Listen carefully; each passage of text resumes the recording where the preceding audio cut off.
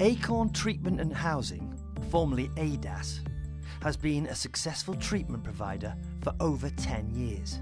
Established in 1997, the organisation has assisted drug and alcohol users and their families in coping with the damage their addiction has created. The first day I was there, I was striking my eyes out, which it feels strange because you're used to shutting all these feelings off for so long, and then you're coming in first day and you're crying your eyes out. So you feel strange there, but it's so good. We have primary treatment sites, we have a residential detox facility. Both houses are staffed 24 hours a day, and they're assisted in their supervision by clinicians, nurses, consultant psychiatrists.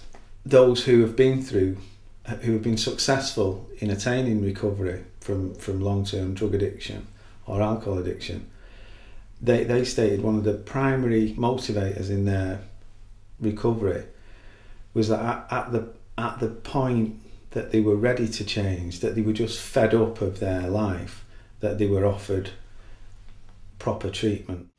We've accessed primary sites such as Manchester Prison. We run a programme from Manchester Prison.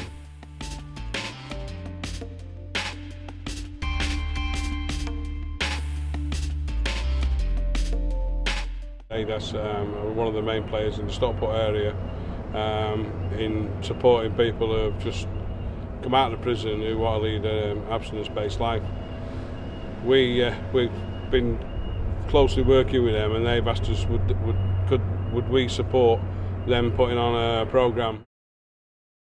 The RAMP is a specifically designed course for people who are still using, to give them the opportunity or the information that they may require to actually come towards abstinence.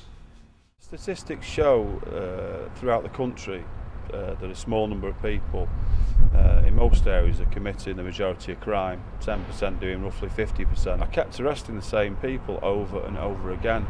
A bit like ducks at the fair, you know, you shoot a duck at the fair, it pings down, only to pop up again and you have to shoot it again, which got me to thinking the way to the future was to work in partnership. We started as a tool, and it's 24 individual workshops, individually designed, but designed also to fit into the programme itself.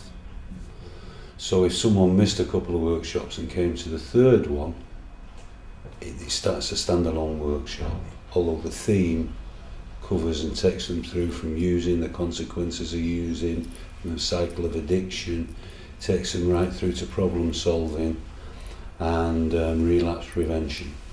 I remember that first day that you come out of jail. The first time I went to jail, it's all a big front, innit? You've got to put a big front on for it, because you're in there with all other criminals who don't seem to be, but at the end of the day they're just as scared as I was and as everyone else is, but you put this big front on to cover it up, so you can't show no weakness in jail, can you? Do you know what I mean? You can't. There's been that many times since then that I've gone to jail.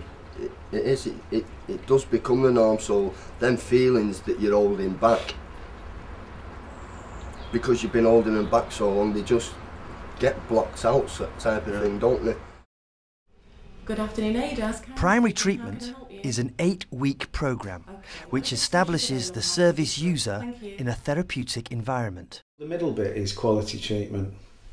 The in-treatment enhancements include family groups and linkage to 12-step fellowships. Total abstinence is, in my opinion, the best way of doing it. And if they've got the support, then perhaps I think 12 steps away. Got back here about 4 o'clock or something, and I had a grief letter to do to one of my sisters, and this, I've got 4 sisters, and this sister that I had to do my grief letter to, like, she's always been there for me, so it was pretty hard to write a letter to her saying how sorry I was about everything that I've done and put her through, and So from about 6 o'clock till about 10, I was sat down trying to write it, and it was just really hard to get, because I had done so much bad stuff to it. It was just really hard to like get in touch with my feelings and put them down. And it was only hard because I was making it hard because I was scared of getting in touch with them feelings and everything. But once I did start writing and getting in touch with it, it just flowed out, and I was up till about 2 o'clock writing it. And so today I'm feeling pretty tired and drained, but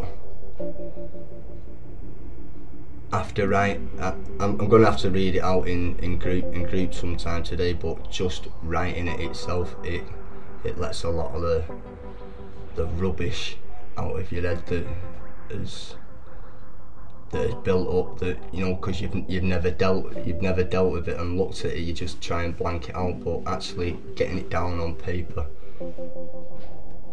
is massive. The day you started treatment, it was like that font was gone. Do you know know what I mean? Because you could actually, it seemed like you wanted to be yourself so much. Do you know what I mean? And if being yourself means having a little cry or showing a bit of emotion, do you know what I mean? That's what you've done.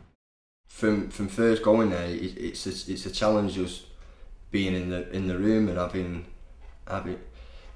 having people trying to change your behaviours, and you think you're thinking you can't be talking to me like that. But as you go along,